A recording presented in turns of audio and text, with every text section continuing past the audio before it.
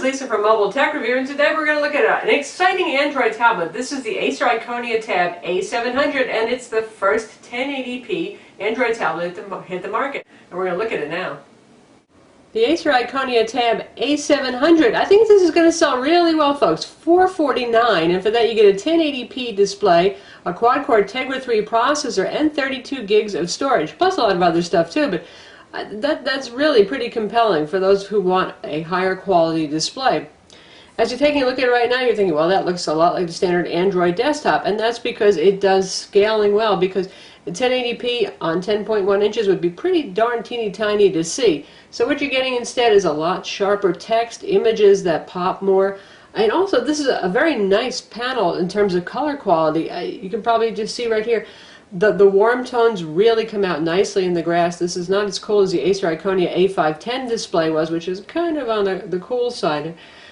In general, color gamut is pretty good on this, a nice wide range of natural colors and good luminescence too, so that the highlights really do pop out and give you that naturalness, and they are kind of warmish highlights. So watching videos, really great. Looking at photos, very pleasing. The whole thing, very nice. Now, is this something you're going to put this next to the Acer Iconia A510, which is pretty much the same tablet, just with the standard resolution 1280 by 800 pixel display, and say, wow, look at that, it's a whole new world? No, not so much. The differences are subtle. This is kind of like the difference between the iPad 2 and the new iPad. Yes, it looks better. You got to look at it and think about it and say, wow, it just kind of looks prettier. Why is that? I'm not sure, and sharper and all that kind of thing. But in the case of the Iconia Tab A710, you're not paying a big price premium here for the 1080p display. I know Acer has been talking about charging $100 more for their 1080p tablet when it comes out sometime in the middle of July 2012. So here, you're getting a lot for your money, and it's probably worth it to get that 1080p display.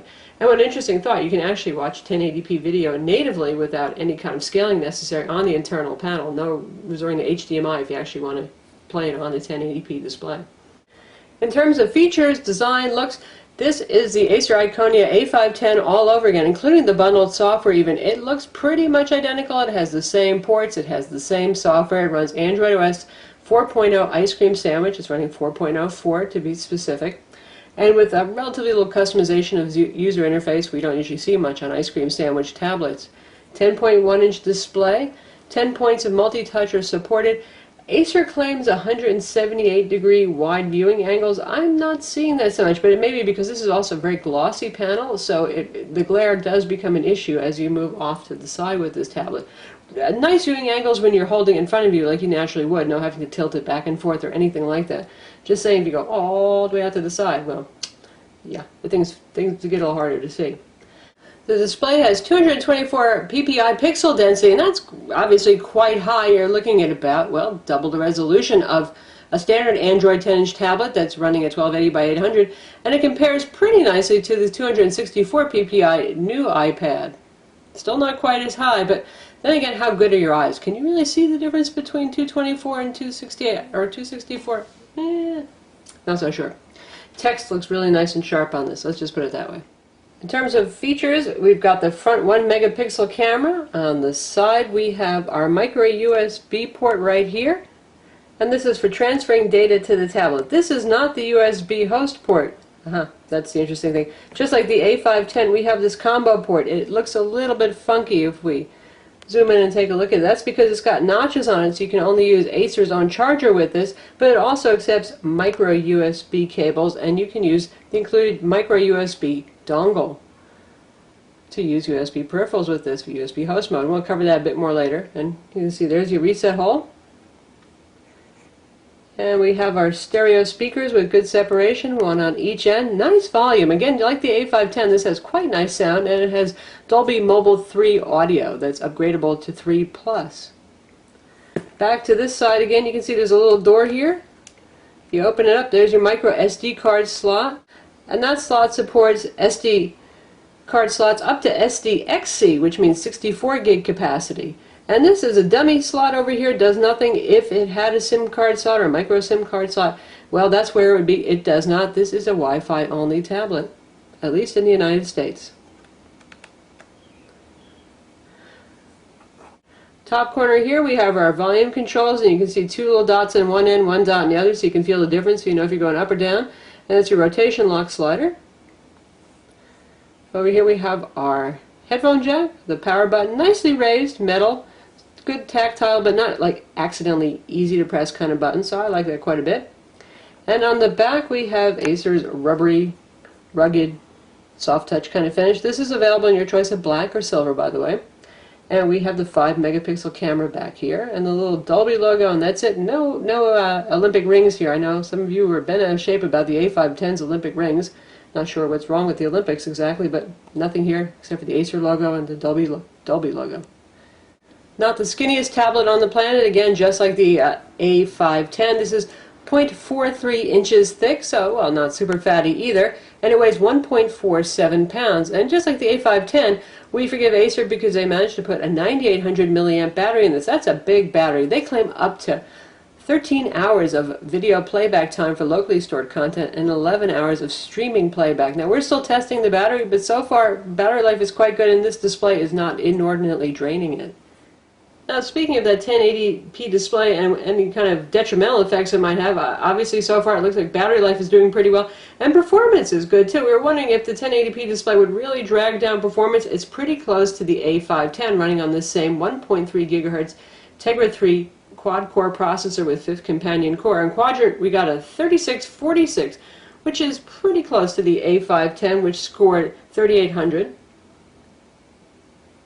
On Antutu, we got 10,536, just about identical to the A510 and to other quad-core Tegra 3 10-inch tablets. SunSpider actually did better, 1958. That's a test where lower numbers are better.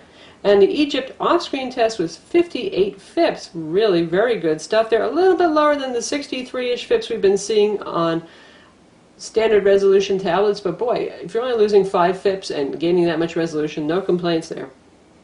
The tablet has 32 gigs of internal storage, and of course you can augment that with micro SD cards and also with USB flash drives and hard drives using the included USB host cable. It has a gig of DDR2 RAM. Sorry, no DDR3 here, nor is it 2 gigs obviously, it is 1 gig. Single band Wi-Fi and Bluetooth 2.1 plus EDR. When it comes to software, we've got your standard Android experience right here. We have Acer's usual clock combined with weather widget, and yes, it's a really darn hot day here today. Little calendar thing going on, and we have a separate weather widget again because Acer thinks you should really know what's going on outside. And other than that, you have pretty much just the standard selection of Android widgets. You can see that they bundle Real Racing here, Monopoly, Netflix is pre-installed, we have Kindle pre-installed as well, Zinio, Polaris Office, nice, it's the full version of Polaris Office with that HD interface, we'll show you. And a very pretty presentation there, all sorts of document templates you can start with as Word, PowerPoint, and Excel files, and you can create them and edit them. This is not just a viewer, and it has access to boxed cloud storage too. The screen on this is not super sensitive to touch. Acer actually provides settings for touch. I'll show you all the settings here. First, here's a shortcut to all your wireless radios, your sound, your auto rotation feature, notifications, good stuff there, your brightness control. So that's pretty handy. But if we take a look at settings and at display, you can see we have a touch panel sensitivity option here, and I have it set to high, and I find that I really have to poke kind of hard at this. One of the few things I don't like about it. While we're looking at settings here, you can see you've got access to Dolby Mobile sounds here. The ring, which is this Acer launcher ring here that you can customize which applications that will launch. Acer Print, because it does have network printing based capabilities for your most common printers, HP, PCL printers, that kind of thing. And the rest of the stuff is pretty much your normal Android. In terms of other software, you have your standard Google applications here. You got Gmail, email, the web browser. Adobe Flash is not pre-installed, but that's a free download on the Android market. You have the YouTube player, you have Google Talk, all the goodies are here. And Maps, and yes, it has a GPS that actually does work, and Google Maps. As I always say with any Wi-Fi based tablet, remember you're either going to have to preload your maps on the device or have some kind of mobile hotspot available if you want to use this on the go when you're away from traditional Wi-Fi networks at your home, office, Starbucks, that kind of thing.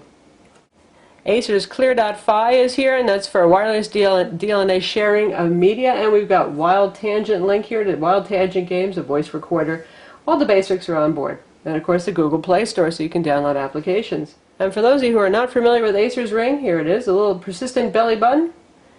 And there you've got access to your bookmarks over here, taking screenshots, and the applications of your choice, settings, search. Search is a little bit redundant because you always have that search bar right up here for Android, but anyway, you can customize this, put whatever apps you want, and you can scroll through all your bookmarks and just go ahead and pick one, like so.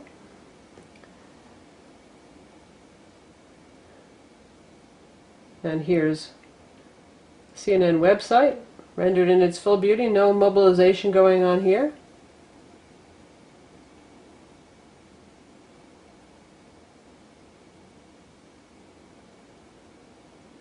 And that's a pretty complex page, so I'd say that's fairly good rendering and download times, especially because we have this giant flash ad playing up here. That's slowing things down a little bit. Now for something more civilized, let's visit our own website. And you can see here's the standard Android keyboard.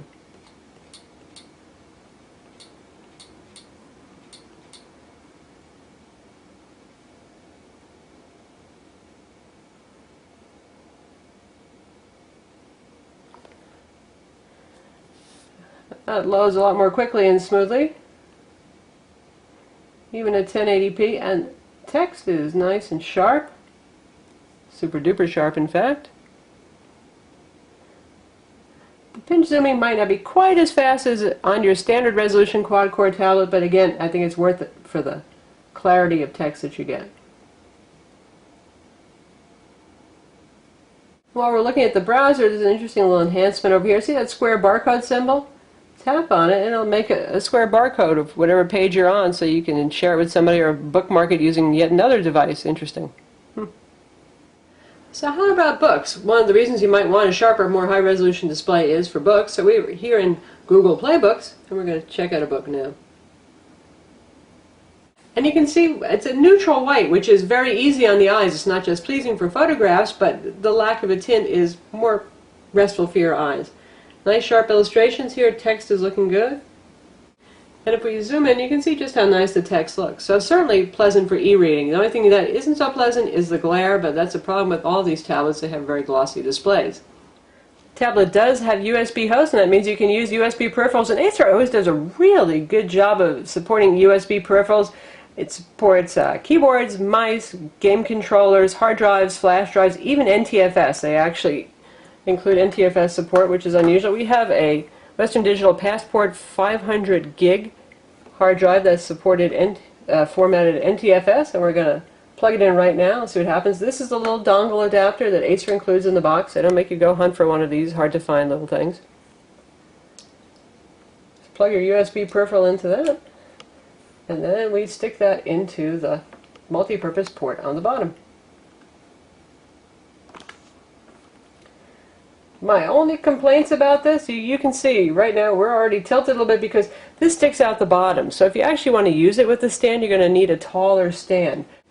The other problem is that if you want to charge and use a USB peripheral at the same time, you can't do that because they both use the same port, the charger and the USB host port here. That's one thing that the Toshiba Excite really has going for it. It has USB host and has a separate USB port that is not combined with the charging port. But that said, let's see. We've got a little USB symbol down here. It says there's your USB storage. And we'll use the included file manager to take a look at what we've got here. And here's my internal storage. This is my SD card that I've installed, and this is my hard drive right here, and there's my stuff. So let's try playing some music directly from the hard drive.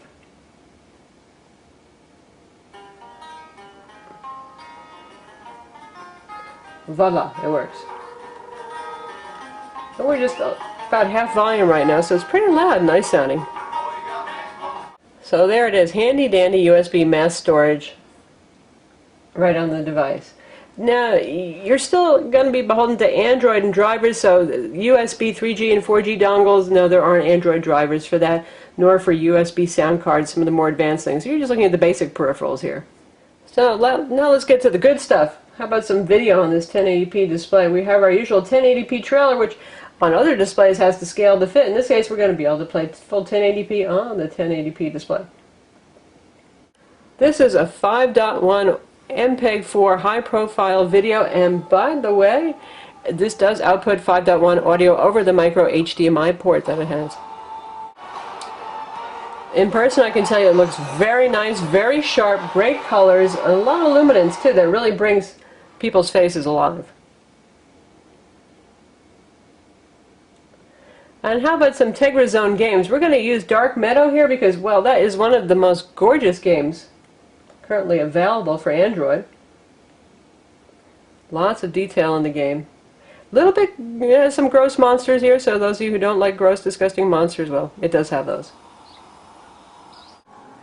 Alright, so here we are facing one of our usual disgusting monsters here. You can see lots of beautiful detail. Screen requires, again, you gotta have a firm touch here. For those of you who played the game, it makes it side dodging a little bit more difficult because you really gotta remember to press firmly.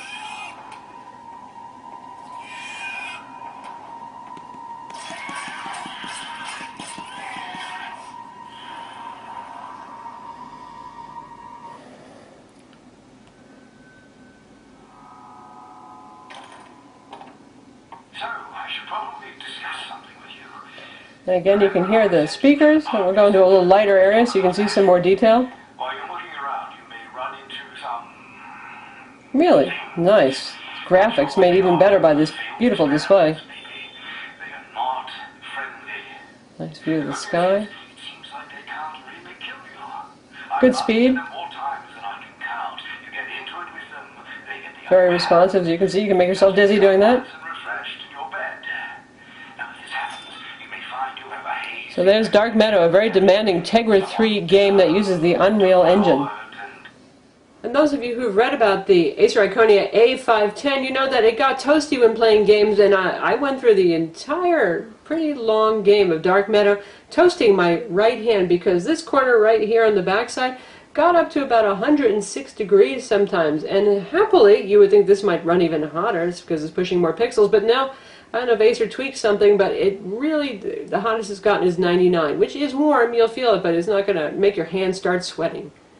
The camera on this is, well, unchanged from the A700, which is to say, it's mediocre. You got a 5 megapixel shooter on the back, does 720p video. Not the world's best camera, but adequate. It can capture shots if you don't mind waving a 1.5 pound tablet around to take pictures and shoot video. And it has a 1 megapixel camera up front for video chat. Again, it's adequate. Not the best we've seen, not the worst. Gets the job done. Works with Skype, works with Google Talk video chat, and other applications as well. So all in all, I think Acer has another compelling product here. We were pretty impressed with the A700. Might not be the thinnest and the lightest tablet, but had great battery life, a whole lot of features for a low price tag. And again, this one that's already starting to ship right now, Amazon actually has them in stock, offers a lot of bang for the buck. It's definitely one of the nicer Android tablets on the market. My only reservations are touchscreen is not the most sensitive. This isn't the same problems with the A700 that some folks had where just a certain edge region at the bottom was insensitive. This in general just requires a harder tap. It works. You just got to have a firmer touch that I'm accustomed to on Android tablets.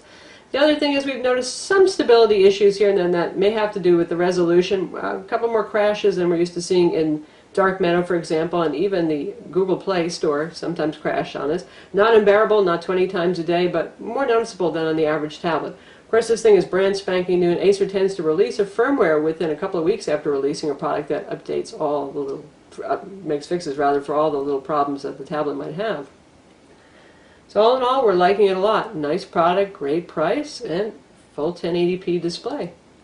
I'm Lisa from Mobile Tech Review. Visit our website to read the full review of the Acer Iconia Tab A700, and don't forget to subscribe to our YouTube channel.